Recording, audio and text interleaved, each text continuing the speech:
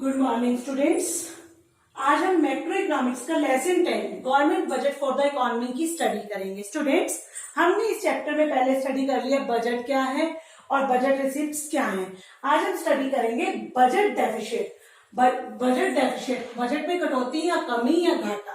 ठीक है, budget deficit क्या होता है? बजट डेफिसिट वो सिचुएशन है, बजट में हम क्या चीजें काउंट करते हैं? एक्सपेंडिचर और रिसिप्ट्स, रिवेन्यू और एक्सपेंडिचर, मतलब कितना हम खर्च करेंगे और कितना हमें प्राप्त होगा, कितनी हमें अर्निंग होगी। तो जो बजट डेफिसिट है वो किस चीज से मिलकर बनेगा? बजट एक्सपेंडिचर और बजट रिवेन्यू का डिफरेंस होगा। मतलब बजट एक्सपेंडिचर कितना है, कितना हम खर्च कर रहे हैं और उसमें कितनी प्राप्ति है, उन दोनों का जो डिफरेंस है उसको हम क्या कहेंगे? Budget deficit. अब बजट डेफिसिट क्या सिचुएशन है? वो सिचुएशन है जिसमें बजट एक्सपेंडिचर ज्यादा हो और बजट रिसिप्ट्स क्या है? हमारी कम हो। Budget expenditure is greater than budget receipts is called budget deficit. ठीक है, नाउ अब हम स्टडी करेंगे टाइप्स एंड मेजरमेंट, कैसे आप इन्हें मेजर करते हो, कौन कौन सी टाइप्स हैं बजट डेफिसिट की। अब हमने इस चैप्टर में स्टडी करना है बजट डेफिसिट की 3 टाइप्स हैं, revenue deficit, physical deficit and primary deficit. जो रिवेन्यू डेफिसिट है वो क्या है? रिवेन्यू डेफिसिट क्या होगा?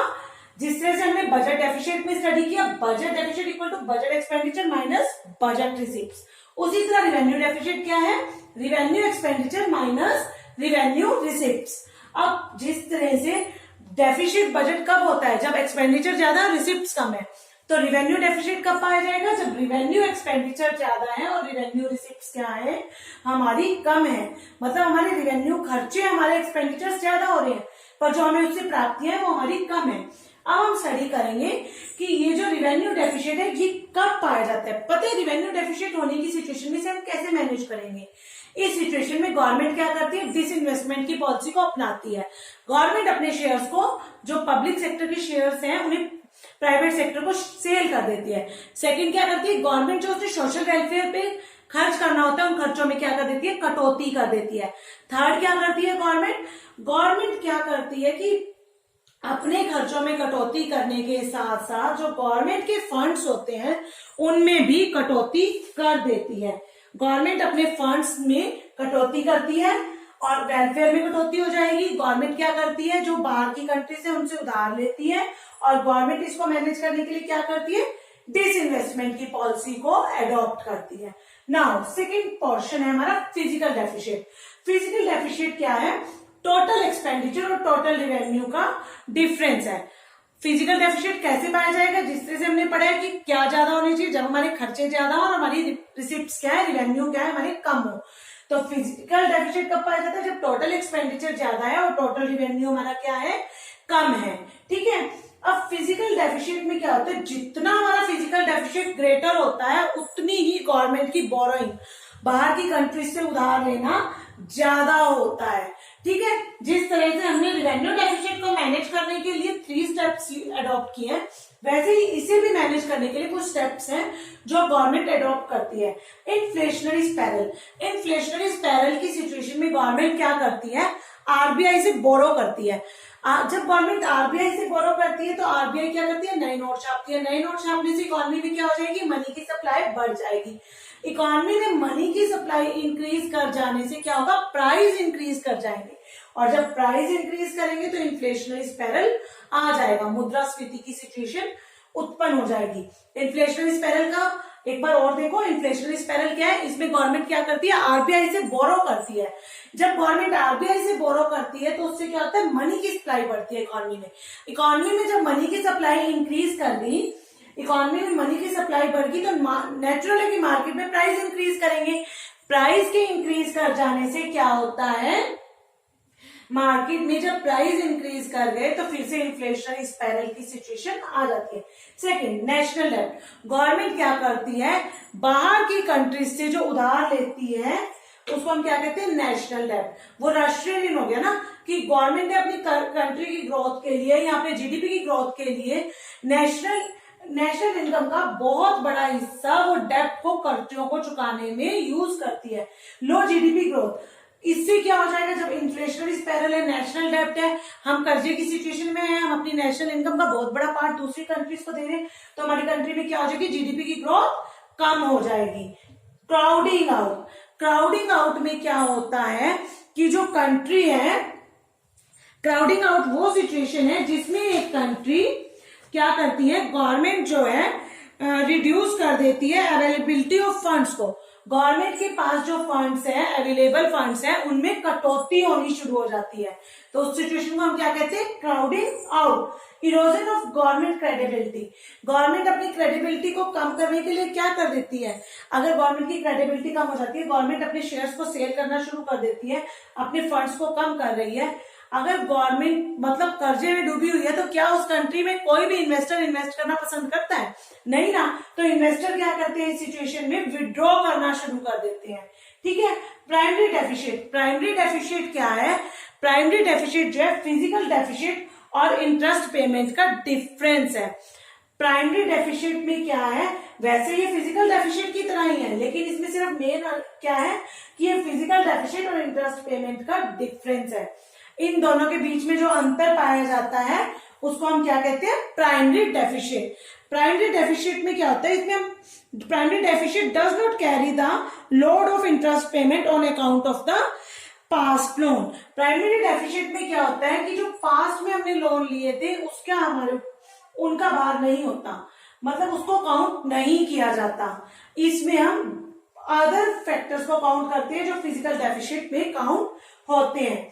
तो स्टूडेंट्स अब हम इससे आगे के पोर्शन की स्टडी करते हैं। आई होप आपको ये क्लियर हो गया होगा।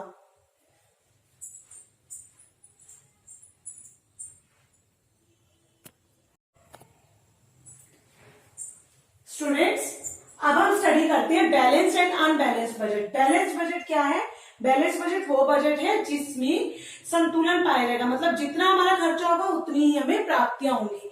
Government receipts equal to government expenditure, government किसी चीज पे कितना पैसा लगा रही है उससे उसे उतना ही मिल रहा है। अगर गवर्नमेंट बजट में एक्सपेक्ट करती है कि मैं इतना पैसा इस पे लगाऊंगी और मुझे इतनी अर्निंग होगी और उसे इक्वली अर्न हो रहा है, जितना वो लगा रही है उतना उसे मिल रहा है, तो वो कहाँ हो गई, बैलेंस की सिचुएशन होगी। ठीक है।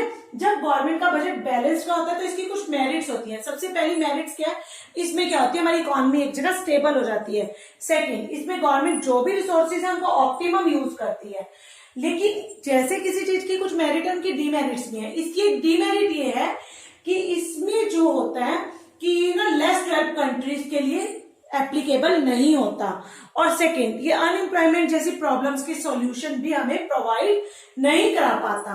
अब जिस तरह से हमने बैलेंस बजट की स्टडी की, वैसे ही एक और बजट है अनबैलेंस। अनबैलेंस बजट क्या है, जिस बजट में गवर्नमेंट एक्सपेंडिचर और गवर्नमेंट रेवेन्यू एक दूसरे के बराबर नहीं होते। वो कैसा बजट होगा, यहाँ तो वो सरप्लस का बजट होगा, मतलब उसमें उसे प्रॉफिट होगा, अधिकता पाई जाएगी। यहाँ क्या होगा, डेफिसिट खाते का बजट होगा।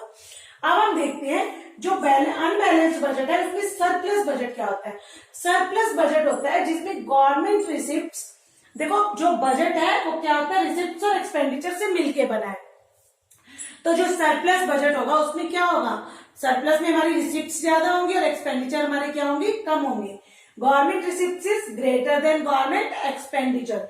अब आप बताओ, अगर हमें सारा कुछ ही प्राप्त हो जा रहा है तो और हमारा कोई खर्चा ही नहीं है, तो क्या वो बजट हमारे लिए प्रॉफिटेबल होगा, यस और नो। अब अगर बजट सरप्लस का है, उसमें क्या हो रही है, रिसिप्ट्स ज्यादा हैं और जो एक्सपेंडिचर है वो कम है, तो वो कैसी सिचुएशन होगी, इसमें क्या हो जाता है, हमारी इस बजट की क्या कैरेक्टरिस्टिक्स है कि गवर्नमेंट की रिसिप्ट्स ज्यादा होगी और उसके एक्सपेंडिचर क्या है, मेरिट्स क्या बनेगी हमारी कि गवर्नमेंट की रिसिप्ट्स ज्यादा है, गवर्नमेंट को जो मिल रहा है रिवेन्यू है, रिवेन्यू पार्ट है वो उसका ज्यादा है, लेकिन जो उसके एक्सपेंडिचर है, सेकंड क्या है, रिवेन्यू जो एक्सपेंडिचर्स है वो फॉल हो रहे हैं, कम हो रहे हैं। इसकी कुछ मेरिट्स भी, इसकी मेरिट्स के साथ ही कुछ डीमेरिट्स में, मेरिट इसकी क्या है कि इसमें हमारी रिसिप्ट्स बढ़ गई है और एक्सपेंडिचर्स हमारे क्या है, कम हो गए हैं।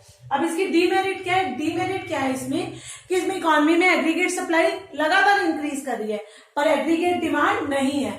अब एग्रीगेट सप्लाई हमारी लगातार बढ़ रही है पर डिमांड नहीं है, तो ये कौन सी सिचुएशन हो जाएगी, डिमांड हमारी इकोनॉमी में नहीं है पर सप्लाई बढ़ती जा रही है, तो इससे हमारी इकोनॉमी में अनएम्प्लॉयमेंट की प्रॉब्लम इंक्रीज हो जाएगी, क्योंकि हमारे यहाँ पे सप्लाई हो जा रही है प्रोडक्ट्स की पर उसकी डिमांड करने वाला कोई नहीं है, उसको खरीदने वाला कोई नहीं है, तो थोड़े टाइम बाद क्या होगा, जो लोग उस प्रोडक्शन में लगे हुए हैं उनको हम छटनी करना शुरू कर देंगे, निकालना शुरू कर देंगे, तो अनएम्प्लॉयमेंट की सिचुएशन क्या हो जाएगी, बढ़ जाएगी। सेकेंड है हमारा इसमें सरप्लस बजट की तरह डेफिशिट बजट। डेफिशिट बजट क्या है, घाटे का बजट। इसमें क्या होता है, जैसे इसमें रिसिप्ट बढ़ गई और एक्सपेंडिचर कम है, इसमें इसका उलट है, एक्सपेंडिचर बढ़ गया और रिसिप्ट क्या है, कम है। इसमें हमारे खर्चे ज्यादा है लेकिन जो हमारी प्राप्तियां हैं वो कम है। इस बजट की सबसे बड़ी मेरिट क्या है कि इस बजट में जो डिप्रेशन की सिचुएशन है, डिप्रेशन का फेस है, वो पाया जाता है। इसमें क्या है, इन्वेस्टमेंट कम हो गई है और इन्वेस्टमेंट के कम होने से low level of aggregate demand है। इस बजट में क्या होगा, जब हमारे खर्चे बढ़ते जा रहे हैं, प्राप्तियां नहीं है, तो हम लोग क्या करेंगे, हमारे तो खर्चे लगातार बढ़ रहे हैं, हमारी इन्वेस्टमेंट तो नहीं बढ़ रही ना।